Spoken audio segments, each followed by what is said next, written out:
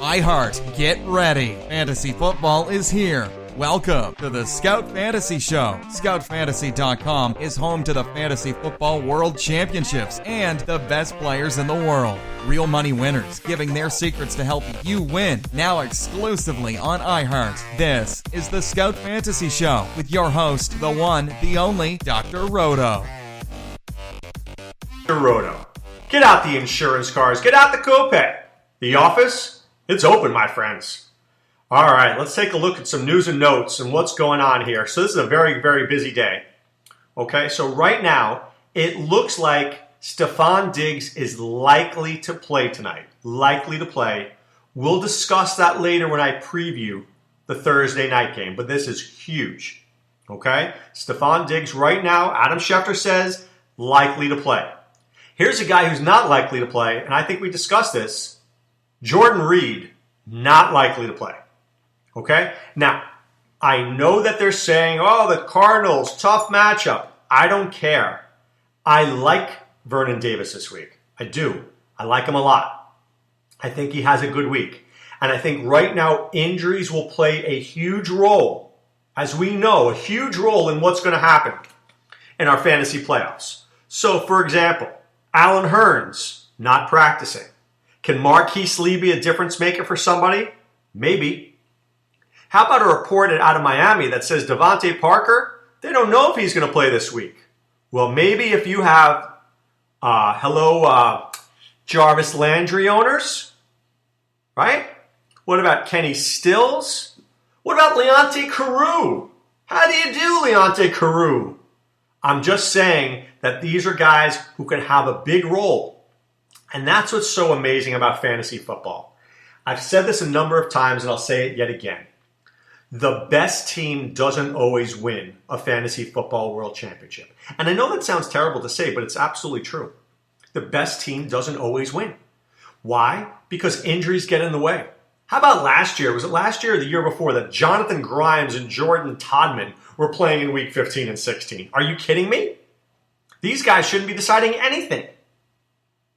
But what about if Jimmy Smith plays? He's practicing full. If he plays and Parker doesn't, I don't know. I'm just saying. Maybe the Miami Dolphins offense is a little trouble there. Maybe the Ravens defense steps up. I'm just giving you some options, right? We're just discussing it. Now, there's also a report that a week 14 return is possible for A.J. Green. He's not playing this week. He's not. But I don't know if we see him. I think I would stash A.J. Green if he's been dropped. But I'm not loving A.J. Green right now because, look, when you come back from a hamstring injury, you need time. And that was not a little hamstring. That seemed to be a major hamstring injury. I think he'd be pushing it.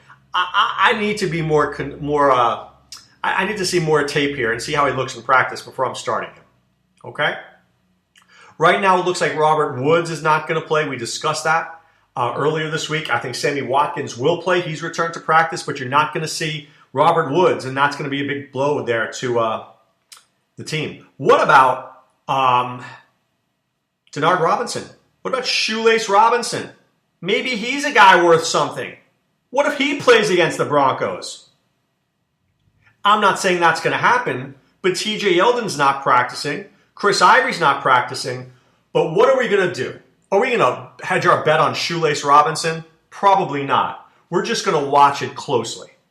We're going to watch it closely right now because I assume that Ivory and or Yeldon will play, right? One of those guys will play. Just because they're not practicing on Thursday doesn't mean they're not playing.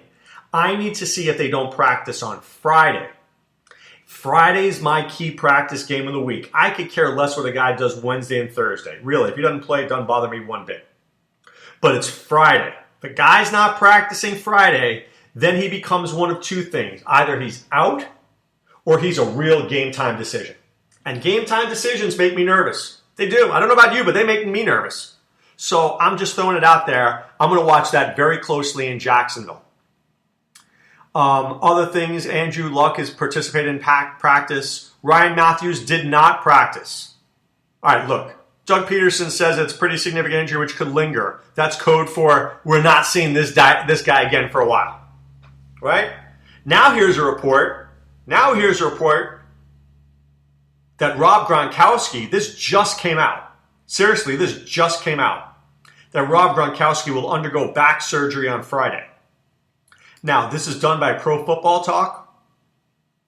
Back injury ended up being worse than originally believed. He will have surgery tomorrow per source. I don't know if that's true. I cannot confirm or deny it. I'm just saying that's what Pro Football Talk came out with literally 1 minute ago. Where do you get better information than scoutfantasy.com?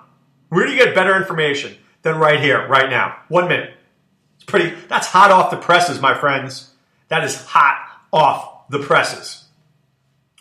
All right, let's take a look at what happened in some blind bidding yesterday to see what people did.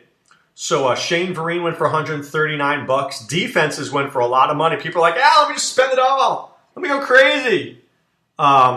See what happens there. So I think that was Shane Vereen 139. The Raiders 121 in one league. See, in another league where we won best record already, and now we're going for the second most points. Be nice if we could keep that up. Marcus Wilson went for $315. I think we were the next highest bid at $208. And then Packers, Saints, Bucks, people are just loading up on their defenses, which is smart. We discussed that. Here's another league. Marcus Wilson went for $345. $259 was the next highest bid. So this was the guy that everybody spent on here. The Houston Texans defense went for $256. Yikes. That is overpaying. In another league here, let's see. Ryan Tannehill went for $81. The Packers went for $61. Chandler Catanzaro went for $50. So very interesting to see what happens there. I'll talk about it because I think this is pretty amazing. I'm in a league with a partner here, and we're at 10-2. Last week we lost 188.75 to 175.75. I mean, we put up 175 points last week. We beat every team in the league except for 2. Okay? The guy who's in second, this is a true story, by the way, is 9-3, but he has 1,986 points. He is 4th overall. 4th overall. Mind you, there's a team with 2,083 points. Brad Cruz, unreal. That's a great league. I think that he may be in our league too. Let me see. Got to check that one out. No. Oh, yeah. He's in that one. Look at that. Wow. I'm in the league with a guy. This just tells you I'm in the league with the best team. A different league of mine is I'm in the league with the guy with the best team in the league. Pretty crazy. So in one league, I'm in with the 4th best team. In another league, I'm with the best team. So getting back to this other story. If we win this week, we'll win best record and we'll make the playoffs. If we lose, and my friend Frankie Fantasy wins, he'll be the dominator. It's pretty cool, right? I mean, unless he scores nothing and somebody else scores like 300 points. So it's all about this one game. We win, we get a check. We lose, we get nothing. Wow. That is drama. And all Benny Fowler had to do was fall down on the ball and we win that game and we get paid. Unreal that at 10-2, if we lose, we'll be 10-3 and not make anything. That, my friends, is criminal. I don't know. I'm just saying. I think it's criminal. Oh, next best record point. All right, we get next best record. All right, that's fine, but that's not paying me enough, right? That's only paying for next year's entry. That's not doing enough. But still. But getting back to that, so you guys understand this. How we do it in the main event is when the 13 weeks are over, the teams that make the playoffs, we divide your total points by the week. So let's just use 2083 divided by 13 is about 160 points. So this team will start with 160. If somebody had 1878 divided by 13, that team starts with 144. So the teams who's 160 will have a 16-point advantage on the rest of the league. So it makes it that you can come back, right? You can come back and still compete, but you better have 3 really good weeks. And the teams in front of you have to, not have good weeks. But it's pretty amazing. It's pretty amazing how, I want to look at that one more time. That Frankie's the fourth best team, but he may not win. And this other one, thankfully, I think this team may or may not dominate. If this team loses this week, they're playing the same. If this team loses and somebody else wins, he won't have dominated. So it just shows you how hard it is on the online championship to dominate your league, which is to have the most points and the best record. It's just not easy. It's just not easy. So getting back to the blind bidding, I don't want to look at this league. I want to look at this other league here. Let's go to my auction league. See what people did. Marcus Wilson went for 189. I think I was the 180 bid. Shane Vereen went for 124. And look, this is the same Fantasy Assassins. These guys kept money to the end. Good for them. Good for them. In my little World Championship League, where the Fantasy Assassins are also, Marcus Wilson went for 347. The next highest bid was 340. Josh Hill went for 190. That was us. You got to do what you got to do. Let's see, the online championship leagues, these are always people bid a little bit less. Charles Sims went for 204. Alex Collins went for 146. Shane Vereen went for 57. So it just goes to show you, Shane Vereen was going for 57 in these leagues, but in the main event, he was going for like 300. And then finally, one more here. Another online championship that I won. They beat Dr. Roto League. You didn't beat Dr. Roto during the season. You might win in points. I don't think I'm going to win that league in points. I am 35 points out, but I did have the best record. And let's see what happened here. Vance McDonald went for 168. Marcus Wilson went for 66. So it just goes to show, right, that Wilson was going in the 60s to 80s in the online championship, at least the two that I was in. But in the main events, he went for a lot of money. And that's what happens. People who are in the main events, they're aggressive. They need to be aggressive. But I wanted to look at one other thing to show you guys. So the top team in the main event had 2,083 points, right? The top team in, Bill Mandel, good for you, 2,046 points in the online championship. It's a pretty good team, 2,046. Put up 215 points last week, has a record of 10-2. That'll work, right? That'll work. So, and then Brad Cruz, who was the Fantasy Assassins, he's number 6 in the online championship. So what I love about this is that you can come in at different levels. You can come in at an online championship level. You can come in at a main event level, right? But so Bill was in a slow league that started in June. Wow, that's pretty amazing.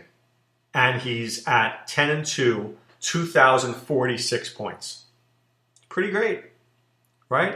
It's very impressive. So I don't even know where my team is. Not that it's important, but it just goes to show you people can come in at different price points, right?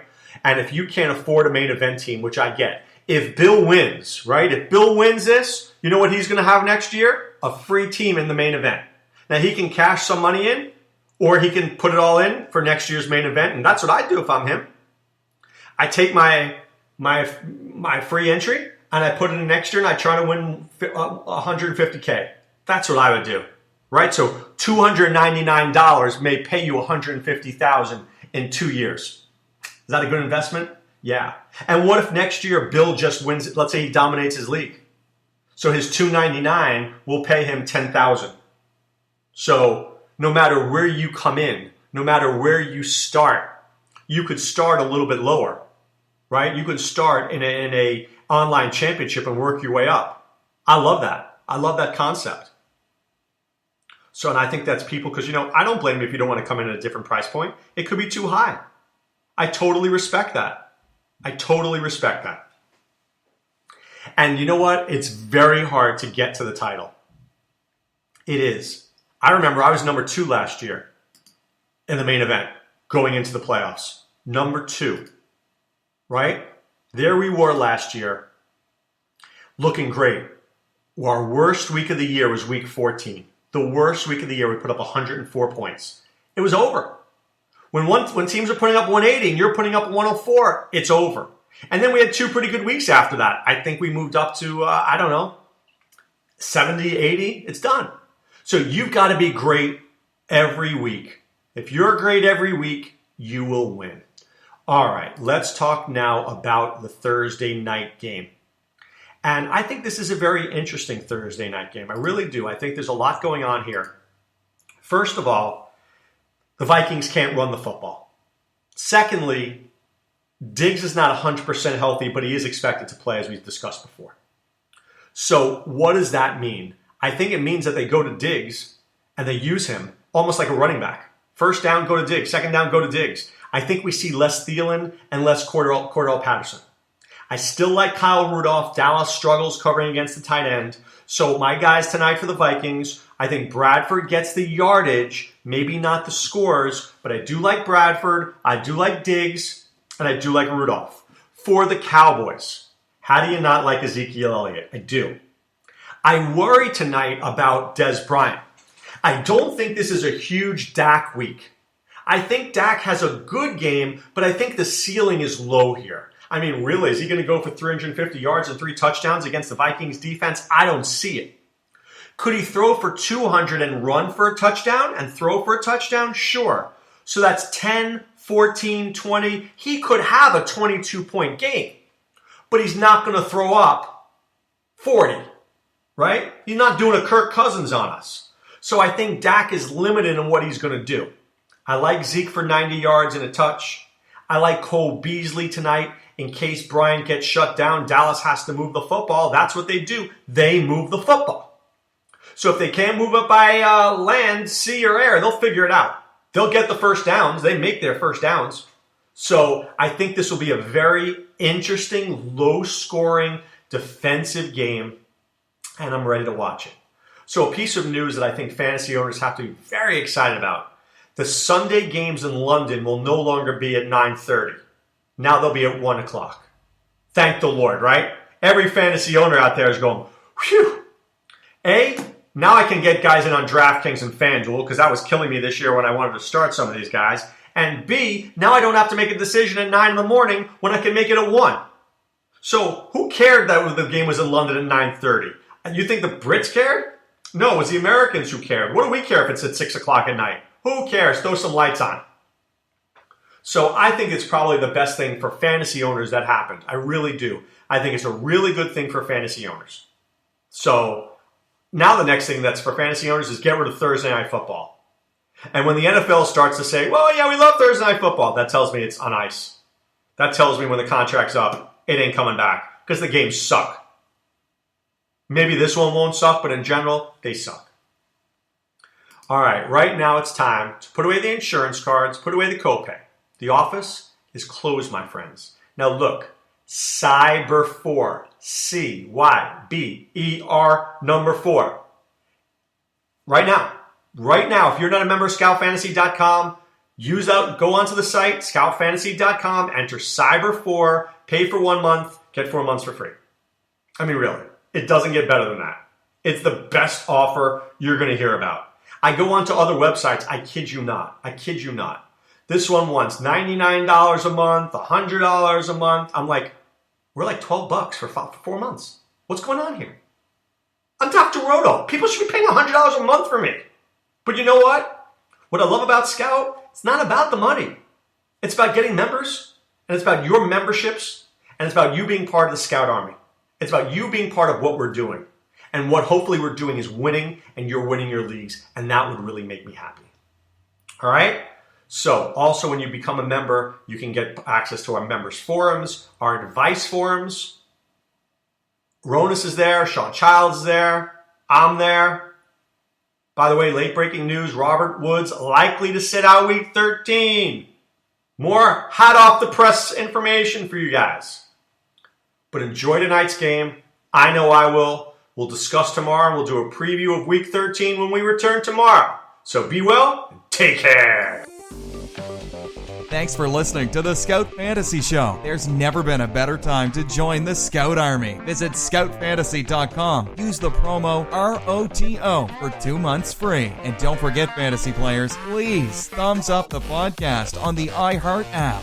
See you next time. Go Scouts!